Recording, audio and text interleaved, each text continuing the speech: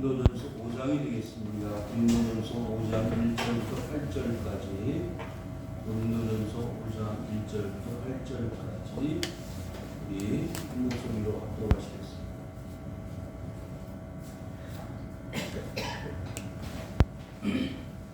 5장 1절부터 8절까지 시작.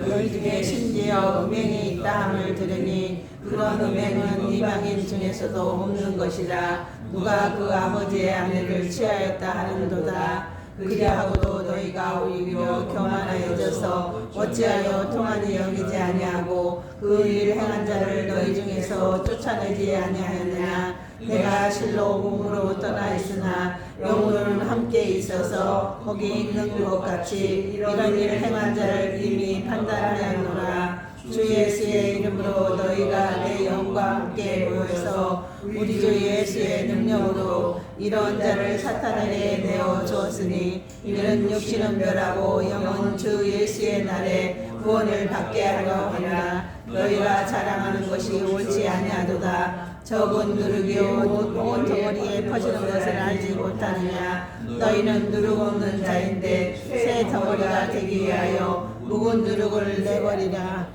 우리의 유월절 양고 그리스도께서 희생하셨느니라. 이러므로 우리가 명절을 지키되 묵은 누룩으로도 말고 악하고 악의의 잔 누룩으로도 말고 누룩이 없이 오직 순전함과 진실함의 떡으로 하자. 아멘. 할렐루야. 아멘. 하나님께서 가장 기뻐하시는 사람은 어떤 사람들일까요? 성실한 사람, 거룩한 사람, 의로운 사람, 깨끗한 사람, 거짓 없는 사람, 이루 말할 수 없는 삶의 조건을 하나님 우리에게 요구하시고 계신다고 우리는 믿습니다. 하나님의 뜻을 다 어떻게 맞춰드릴 수 있겠어요? 사람 힘으로 능으로 어떻게 다 하나님의 뜻에 맞게 살 수가 있겠습니까? 내 힘으로는 불가능합니다. 한 해를 돌이켜보면서 하나님의 뜻대로 산 적이 많았습니까? 내 뜻대로 산 적이 많았습니까? 아무리 생각을 해봐도 우리는 하나님의 뜻하고는 전혀 관계없는 내 생각, 내 뜻대로 살았던 때가 훨씬 많았다고 생각되어집니다. 그래서 2024년도 한 해를 보내면서 하나님 부족했습니다. 모자랐습니다. 이제 힘 주시면, 능력 주시면 이제 내년에는 좀 더 하나님의 말씀대로 뜻대로 살아보겠습니다 라고 마음을 결심하시고 작정하는 시간 될 수 있기를 바랍니다.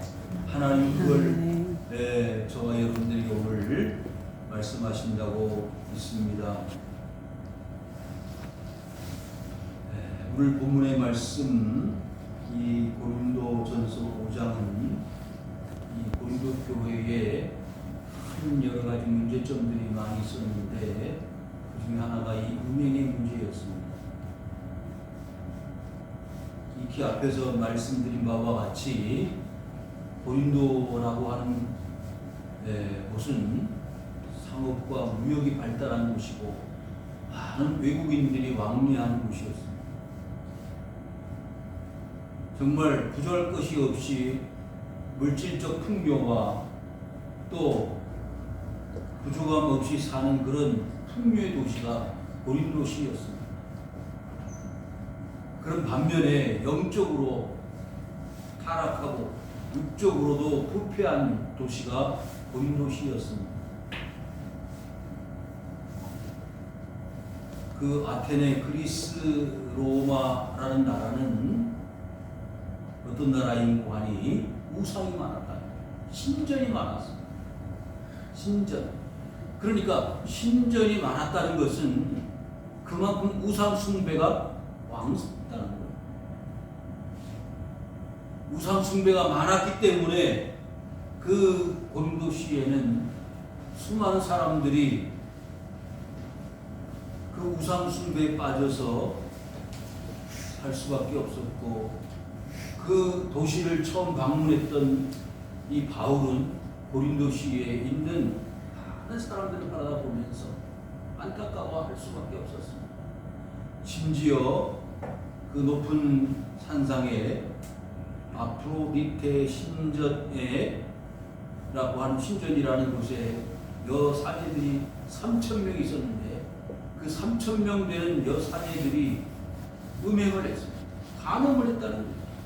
공공연한 제사행위라고 포장되어진 음행을 하면서 제사를 드렸다는 것이죠. 이만큼 고린도시가 얼마나 성적으로 타락했는지를 우리는 역사적으로 잘 볼 수가 있습니다. 그런 환경 속에서 이 고린도 교회 안에는 그런 사람들이 들어오기 시작을 했습니다. 그래서 그 교회 안에 있는 많은 사람들이 음행을 당연한 것으로 생각을 했고 마땅한 것으로 생각하면서 신앙생활도 그와 곁들여서 같이 걸어가는 그런 신앙이 있습니다. 음행과 간음이 성행하는 그런 교회에 어떤 하나님의 말씀이 하나님의 능력이 나타날 수 있겠습니까? 그럼에도 하나님은 그 고린도 교회에 큰 은혜를 주셨습니다. 그래서 바울을 보내셔서 갖가지 성령의 역사가 나타나고 은사가 나타나고 변화가 나타나고 기적이 임하였습니다. 많은 사람들이 주 예수 그리스도의 은혜로 말미암아 십자가를 경험하게 되었고 그리스도 예수의 은혜를 잊게 되었습니다. 그러면서 아직도 해결되지 못한 이런 육적인 여러 가지 문제점들이 노골적으로 드러나고 그로 인하여 교회에 큰 해가 되었고 또한 골치 아픈 문제가 되어졌습니다. 그래서 이 고린도시에 이 고린도 교회를 향하여 바울은 에베소에서 이 고린도 전서를 써서 보내면서 처음 아볼로, 게바, 바울, 그리스도 여러 가지 파당으로 나눠지는 것도 문제였지만은 또 교회 안에 이렇게 공공연하게 인정되어지고 쉬쉬하는 이런 음행의 문제를 지적을 하고 가르쳐서 바로 하나님 앞에 믿음으로 살고 신앙으로 살고 거룩하게 살아야 한다는 것을 강조할 수밖에 없었던 환경이었다는 것을 우리는 먼저 생각을 하고 본문 말씀으로 들어가 보도록 하겠습니다. 너희 중에 심지어 음행이 있다고 들었다 그랬습니다. 음행이라는 것은 정상적인 성적 관계가 아니라는 거죠. 부당한 자기 아내와 자기 남편을 두고 다른 남편과 다른 아내를 향해서 음욕이 일어나고 그런 성적 관계를 가지는 것을 말하는 거 아니겠습니까? 이런 것들은 그 다음 말씀이 뭐라고 그랬어요? 그런 음행은 이방인 중에서도 없는 것이라고 했습니다. 얼마나 무서운 일입니까? 얼마나 하나님 앞에 무서운 범죄입니까? 그 아버지의 아내를 취하였다고 했습니다. 아버지의 아내가 뭐죠? 자기의 어머니 아닙니까? 자기의 어머니를 자기의 아내로 취한 그런 극악무도한 범죄를 성적 범죄를 행하였음에도 아무런 범죄의식, 죄의식이 없었다는 말이죠. 여러분 사무엘상 한번 펴보실까요? 사무엘상 한번 펴보시기 바랍니다. 사무엘하서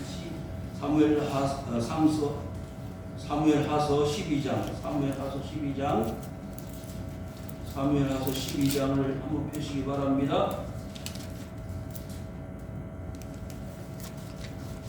사무엘하서 12장 8절입니다. 사무엘하서 12장 8절. 내 주인의 집을 내게 주고 내 주인의 아내들을 내 품에 두고 이스라엘과 유다 족속을 내게 맡겼느니라. 만일 그것이 부족하였을 것 같으면 내가 내게 이것저것을 더 주었으리라.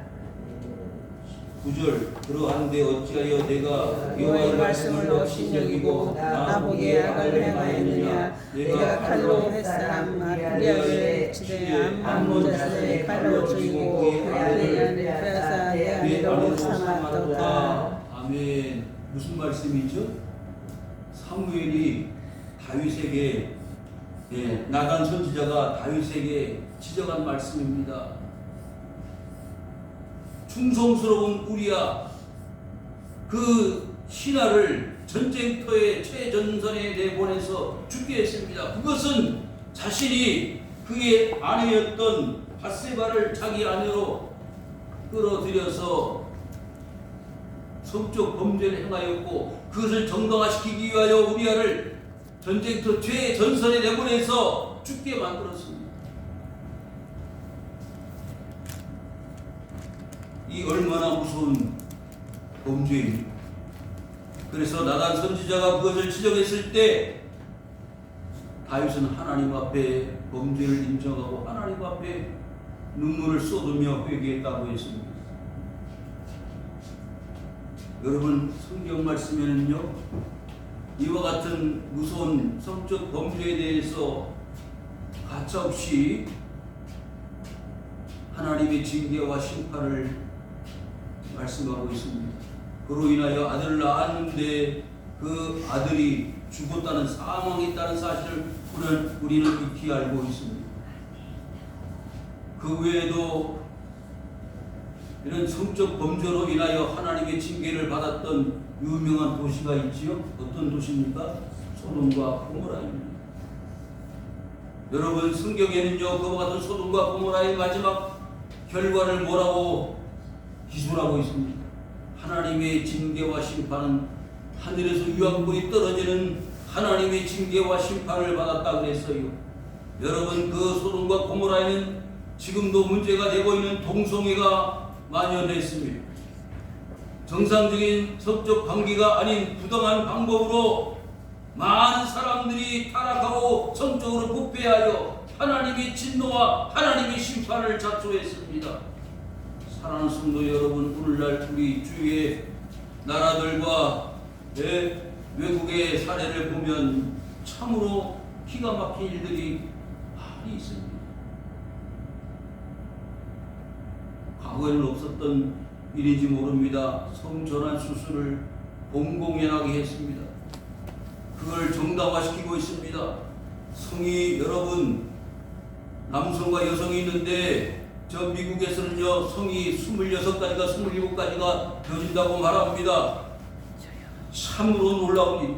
하나님이 주신 거룩한 성을 하나님이 주신 아담과 하와에게 주신 남성과 여성의 가정의 축복을 인간 스스로 깨어버리고 망각하고 사람들이 남성이 여성이 되고 여성이 남성이 되는 이런 창조 질서를 깨뜨리는 엄청난 범죄들이 지금 공공연하게 행해지고 있습니다.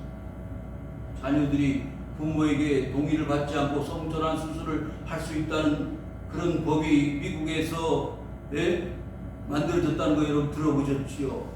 그런데 이번 대선에 다행스러운 것은요, 트럼프 후보가 대통령 당선이 되어져서 트럼프가 뭐라고 그랬는지 아십니까? 나는 남성과 여성 외에는 다 인정하지 않는다라고 공언을 했습니다. 여러분, 지금 동남아 여러 나라에서 이제는 마약을 공공연하게 판매를 하고 그것을 자유롭게 흡연을 하고 먹고 마시는 그런 법들이 있습니다. 미국에서도 마찬가지예요. 그것을 한국으로 들여오다가 문제가 돼서 법적 심판을 받는 경우도 있지 않습니까? 여러분, 우리 주위에 알게 모르게 무섭게 파고드는 이런 음행의 문제와 타락한 성적 문화에 우리는 노출되어지고 있습니다. 우리의 자녀들과 우리의 이웃들과 우리의 식구들 중에서 이런 사람들이 있음을 우리는 인식하고 우리는 거룩하게 살아야 합니다. 말씀으로 살아야 합니다. 어렵게 살아야 합니다. 거룩하게 살아야 합니다. 그렇지 않으면 우리는 하나님의 징계와 심판을 받을 수밖에 없다는 것 우리는 기억해야 합니다. 2절, 그리하고도 너희가 오히려 교만하여져서 어찌하여 통한이 여기지 아니하고 그 일 행한 자를 너희 중에서 쫓아내지 아니하느냐. 여러분, 이런 일을 한 사람을 보면 어떻게 해야 한다고 했죠? 통안이 여더라. 통곡을 하고 울어야 한다. 회개해야 된다는 거예요. 네? 회개해야 된다고 말씀하고 있지 않습니까? 그런데 오히려 교만해졌다고 그랬어요. 당당하다고요. 그런 범죄와 그런 죄를 범하였으면서도 하나님 앞에 교만했다고 그랬어요. 여러분, 로마가 왜 멸망한지 아십니까? 로마의 멸망의 원인, 그 중심으로 들어가 보면 성적 타락. 로마가요, 국교를 기독교로 받아들이고 얼마나 많은 역사적 큰 일들을 합니까?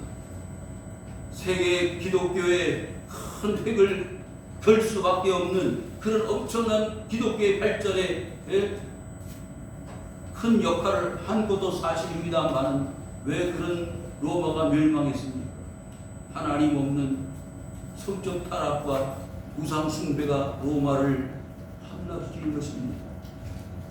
사랑하는 성도 여러분, 지금 우리나라가 지금 얼마나 어려운 가운데 있습니다.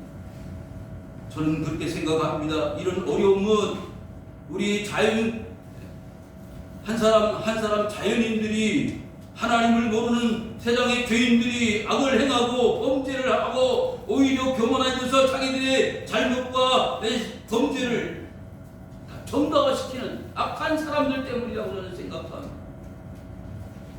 그래서 죄를 죄라고 생각하지 않는 거예요. 내가 살기 위해서 상대방을 죽이는 것은 아무런 잘못의 양심적 가책도 없고 윤리적 도덕적 타락은 이미 오래전 일이 되어버렸습니다. 사랑하는 성도 여러분, 인간이 교만해지면요, 하나님도 무시하고 윤리 도덕 그리고 사회의 모든 질서를 우습게 여기고 깨트려 버립니다. 내 자신의 안위와 자유를 위해서는 상대방의 자유와 상대방의 아픔과 고통은 아랑곳하지 않고 깨뜨려 버리는 것입니다. 그래서 지금 얼마나 진통을 겪고 있습니다. 자신의 정치적 입신양명을 위해서는요, 거짓말 그리고 사기, 다른 사람들을 매도하고 모든 매스컴으로 상대방을 공격하고 자신은 아무런 잘못이 없는 것처럼 이런 일들이 자행되고 있지 않습니까? 여러분, 부끄럽게 여기고 잘못을 하고 범죄를 하면 자기 스스로가 모든 사람들 앞에 인정할 것을 인정하고 교만한 한 자리에서가 아니라 겸손한 자리에서 통만히 여기는 마음, 하나님 앞에 회개하는 마음을 가져야 됨에도 불구하고 오히려 그와 같은 모습은 하나도 없고 당당히 교만해진 모습들이 우리 주위에 얼마나 많습니다. 잘못한 사람이 온전한 사람, 문제가 없는 사람을 공격을 하고 시비를 걸고 그로 인하여 사회 질서가 깨트려지고 있는 것을 우리는 보고 있습니다. 너희 중에서 쫓아내지 아니하느냐. 여러분, 교회는요, 세 가지 권세가 있는데, 하나는 주의 말씀을 선포할 교리권이 있고요, 두 번째는 그 진리를 수고할 판단, 치리권이 있습니다. 그리고 교제권이 있다. 여러분, 잘못한 것은요, 가차없이 그 성도들이나 그 공동체의 잘못을 지적하고 그 잘못을 드러내서 그것을 고쳐야 합니다. 회개시켜야 합니다. 한 번, 두 번 가서 권면하고 받아들이지 않으면 이방들과 같이 여기라고 말씀하지 않았습니까? 그 당시 고린도 교회는요, 이제 나오겠습니다마는 자기들끼리의 문제를 세상 법정에 고소하는 경우가 있었습니다. 아니, 교회 안에 그렇게 판단할 사람, 지혜 있는 사람이 없어서 세상 법정 판사에게 가서 자신들의 실수와 잘못을 판단받기를 원하느냐. 얼마나 기가 막힌 일들이 그 당시 교회에 있었는지. 사도 바울은 고린도 교회의 어리석음과 무지함을 통관히 여기면서 그것을 지적했습니다. 고린도 교회는요, 바울의 말을 듣지 않았습니다. 그래서 고린도 전서를 보냈고 이어서 고린도 후서를 보냈는데 여러분 오늘 말씀 한번 보실까요? 11장 마지막 절입니다. 11장 마지막 절. 11장 마지막 절 한번 보실까요? 4장 마지막 절입니다. 죄송합니다. 4장 21절. 4장 21절 시작. 너희가 무엇을 원하느냐 내가 내를 가지고 너희에게 나아가랴. 사랑과 온유한 마음으로 나아가랴. 여러분 지금 이 고린도 교회에 이런 여러 가지 하나 문제와 이런 음행의 문제, 우상제물 먹는 문제, 여러 가지 문제점들이 있는데 그것을 보고 이제 다시 이 고린도 교회에 바울이 찾아가게 되면 내가 매를 가지고 가게 되냐 아니면 사랑하는 마음, 온유한 마음으로 가는 것이 낫겠느냐라고 묻는 거예요. 3절 있습니다. 시작. 내가 실로 몸으로는 떠나 있으나 영으로는 함께 있어서 거기 있는 것 같이 이런 일을 행하는 자들을 이미 판단하였노라. 그래서 여러분 잘못한 것은요 지적을 하고 사랑으로 덮어주고 용서하고 그래서 더 이상 그 범죄를 행하지 않도록 행하는 것이 교회의 질서를 세우는 것입니다. 요한복음 8장에 우리가 너무나 잘 아는 가늠하다 현장에 잡혀온 여인들이 그 현장에서 그 여인을 체포해서 예수님 앞으로 끌고 왔습니다. 당연히 돌에 맞아 죽어야 될 그 여인이 예수님께서 어떤 판단, 어떤 생각을 가지고 계시는지 신문하고 알아보기 위하여 그 여인을 데리고 왔습니다. 그런데 예수님은 판단하지 않으셨지 않습니까? 사람의 방법으로, 사람의 생각으로는 마땅히 돌에 맞아 죽을 수밖에 없는 그 당시 율법이나 법에 의해서 판단받아 마땅한 사람이었지만 예수님은 그 여인에게 정죄하지 아니하시고 땅바닥에 썼습니다. 뭐라고 쓰셨죠? 먼저 너희들이 죄 없는 자가 여인에게 돌을 던져라. 그 결과 돌을 하나씩 다 땅바닥에 내려놓고 돌아갔다고 하였지 않습니까? 사랑하는 성도 여러분, 누가 누구를 심판하고 정죄할 수 있겠습니까? 오직 저 하늘에 계신 하나님께서만 우리를 판단하시고 우리를 재판하실 수 있습니다. 우리는 용서하고 사랑으로 품고 받아들일 수 있을 뿐입니다.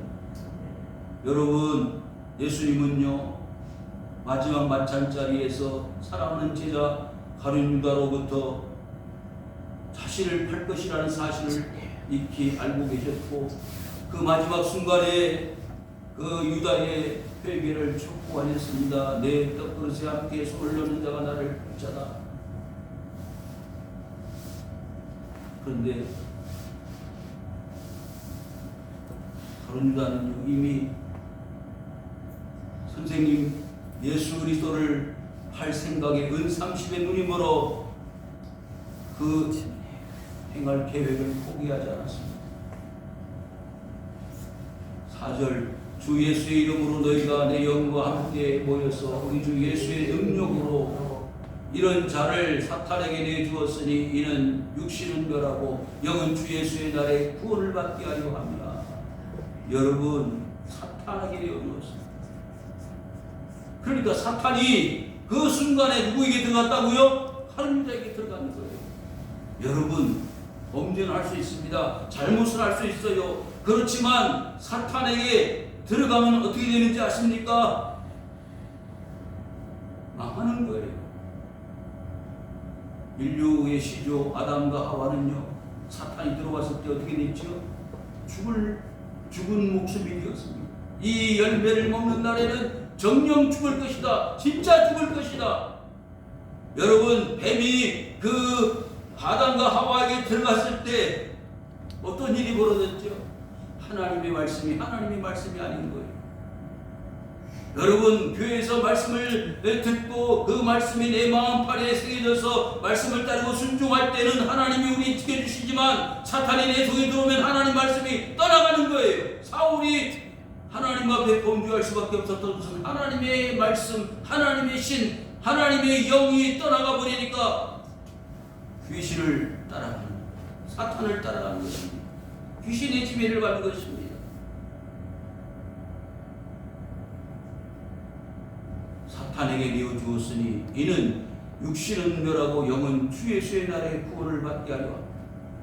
바울이 고린도 교회를 향하여 책망하고 지적하는 이유가 무엇입니까? 그 육체는 비록 하나님 앞에 범죄해서 사탄을 쫓아갈 수밖에 없었지만 영은 마지막 주 예수 그리스도의 날에 구원을 받게 하려고 지금 편지를 쓰고 있는 것 아닙니까? 회개하고 돌아와라.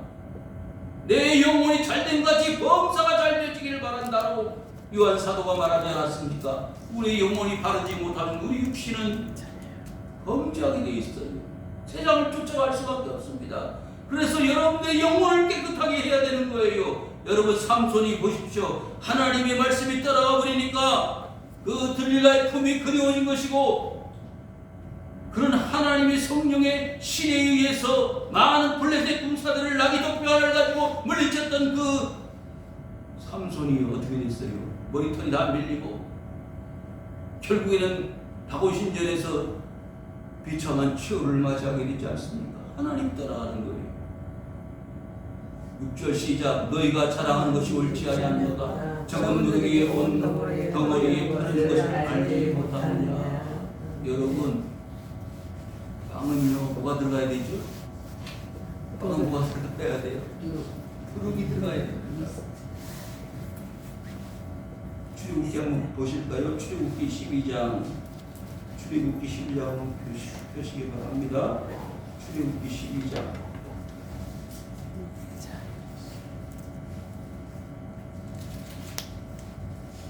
출애굽기 12장 15절입니다. 출애굽기 12장 15절 시작. 너희는 이래 동안 무교병을 먹을지니 그 첫날에 누룩을 너희 집에서 제하라. 그 첫날부터 일곱째 날까지 무교병을 먹는 자는 이스라엘에서 끊어지리라. 아멘. 여러분, 사실 빵은요 뭐가 들어가지 않아야 된다고요? 누룩이 들어가죠. 여러분, 만나가 뭐예요? 누룩 들어갔어요? 입에는 맛이 있지만은요 누룩이 들어가요. 하나님은 육체적으로도 강건한 만나를 주셨지 않습니까? 누가복음 12장을 한번 펴시기 바랍니다. 누가복음 12장 누룩에 관한 말씀이 어떤 의미가 있는지 한 절 더 찾아보겠습니다. 12장 1절 누가복음 12장 1절 시작. 그 동안에 우리 수많은 명이 모여서 할만큼 되었더니 예수께서 먼저 제자들에게 말씀하여 이르시되 바리새인들의 누룩 외식을 주의하라. 여러분, 누룩은 아까 출애굽기 뭐라 그랬죠? 집안에 있으면 안 된다고 그랬어요. 누룩을 제거하여 버리라고 그랬어요. 누룩은 이방인들이 행하는 것이고 외식이라고 그랬어요. 그런데 지금 누룩이 어디 안에 들어갔다고요? 교회 안에 들어갔습니다. 이방 사람들, 교회 밖에 있는 모든 사람들이 아무리 정당하다 옳다고 하는 음행이라 할지라도 교회 안에는 그와 같은 누룩이 들어가서는 안 된다는 거예요. 방금 만능주의, 종교다원주의, 이기주의, 모든 세상의 세파와 그리고 종교적 사상들이 그 안에 들어와서는 안 된다는 거예요. 누룩이 온 덩어리에 퍼지는 것을 알지 못하네. 10절 시작. 너희는 누룩 없는 자에게 새 덩어리가 되기 위하여 묵은 누룩을 내버리라. 우리의 유월절 양 곧 그리스도께서 희생하셨느니라. 여러분, 유월절 양을 잡을 때요 허리띠를 띠고 지팡이를 짚고 양을 잡아서 그 양의 고기를 구운 채로 다 신발 신고 그리고 먹었어요. 그리고 무교병, 누룩이 섞이지 않는 떡을 먹었습니다. 그것은 그리스도를 상징하는 거예요. 그리스도께서 희생하셨기 때문에 주어진 하나님의 축복, 지금까지는 누룩으로 말미암아 더러워진 옛 습관을 쫓아가는 덩어리였지만 이제 그리스도 예수로 인하여 새 덩어리가 되기 위하여 부름을 입었다 그랬어요. 그런데 아직도 누룩을 버리지 못하고 외식을 버리지 못하고 세상의 방법대로 살아가는 사람들이 교회 안에도 많이 들어와 있었다는 거예요. 그래서 그와 같은 자들을 내보내라는 거예요. 회개하지 않으면 그 교회가 누룩으로 말미암아 어떻게 된다고 온 덩어리에 퍼지는 것처럼 교회가 다 문제가 생긴다는 거예요. 지금 고린도 교회 안에 그러잖아도 이런 사람들로 인하여 오염되어지고 부패되어지고 교회가 큰 어려움을 겪고 있는 것입니다. 사랑하는 성도 여러분, 오늘날 교회들이 이런 문제가 얼마나 많이 교회 안에 들어왔습니다. 그래서 교회가 교회로서의 기능을 잃어버리고 사랑도 잃어버리고 거룩성도 잃어버리고 진리도 잃어버려 가는 그런 모습들을 보게 되는 것입니다. 여러분, 교회가 교회다워지기 위해서는요, 거룩성을 지켜야 합니다. 그리스도의 말씀을 따라야 됩니다. 순수한 신앙과 믿음을 사수해야 합니다. 그리스도께서 우리를 위하여 죽으셨는데 그 죽으신 희생의 가치를 누룩으로 말미암아 부패하고 썩어지고 회복 불가능한 상태로 만들어버리면 어떻게 해야 되냐, 그런 말씀이 되겠습니다. 마지막 8절 시작. 이러므로 우리가 명절을 지키되 묵은 누룩으로 말고 악하고 악에 찬 누룩으로도 말고 누룩이 없이 오직 순전함과 진실함에 떡으로 하자. 아멘. 요한복음 6장 한번 펴보시기 바랍니다. 요한복음 6장입니다. 마지막 말씀을 찾고 마치도록. 요한복음 6장입니다.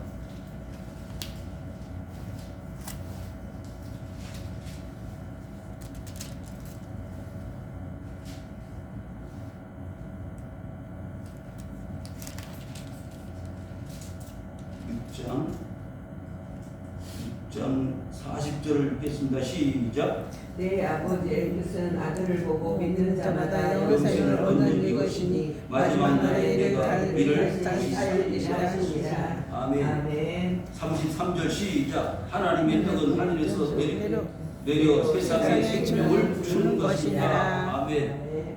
자, 누가 생명의 떡이죠? 예수 그리스도. 생명의 떡 되신 예수 그리스도를 받아 먹고 그 아버지의 뜻을 이루어 뭘 얻는 것이다? 영생을 얻는 것이다. 이게 순전함과 진실함의 떡이에요. 여러분, 40년 동안 이스라엘 백성들은 광야에서 뭘 먹었어요? 만나를 먹었습니다. 만나를 먹고도 어떻게 됐다고요? 죽었습니다. 그런데 내가 주는 물을 마시는 자는 영원히 목마르지 않는 것처럼 내가 주는 떡을 먹는 자는 영원히 배고프지 않고 영원한 생명을 얻는다는 말씀, 그리스도 예수의 놀라우신 축복의 메시지가 오늘 요한복음 6장에서 그리고 오늘 본문에서 가르쳐지고 있지 않습니까? 예수님이 태어나신 곳이 어디라고요? 베들레헴. 유대 땅 베들레헴인데 그 베들레헴의 이름의 뜻이 뭐라고 그랬죠? 떡의 집이라고 그랬어요. 생명의 떡 되신 예수님이 떡의 집에 오셨습니다.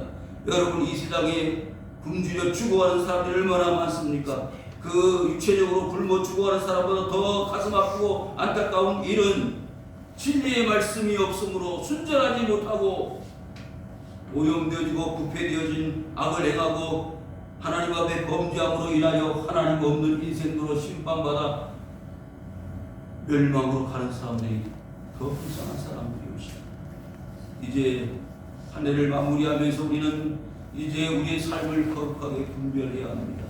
의의 삶, 진리의 삶, 하나님이 인정하시는 아름다운 영생의 삶으로 우리가 살아야 될 줄로 믿습니다. 아멘. 그동안 우리가 악을 행하고 범죄하였다면 하나님 앞에 다윗처럼 눈물로 침상을 띄워 하나님 앞에 회개하고 하나님 우리의 잘못과 우리의 어리석음과 무지함과 범죄를 용서해 주시고 해결해 주시기를 바랍니다. 그러고 인하여 이제 새로운 새 덩어리 하나님의 말씀으로 살아가는 축복의 인생으로 우리의 삶을 바꿔주십시오. 유월절 양이 우리를 위하여 희생의 피를 흘려 죽어간 것처럼 예수 그리스도가 십자가에 못 박혀 죽으신 것처럼 우리의 삶이 그 희생의 대가에 맞는 삶으로 살아가기 위하여 하나님 주님 앞에 섰습니다. 주님, 저희들의 삶을 지켜주시고 인도하여 주시옵소서. 새해는 더 아름다운 진실함으로 순전함으로 주님을 섬겨 나가는 주의 백성을 되어줄 수 있기를 주님의 이름으로 축원을 드립니다.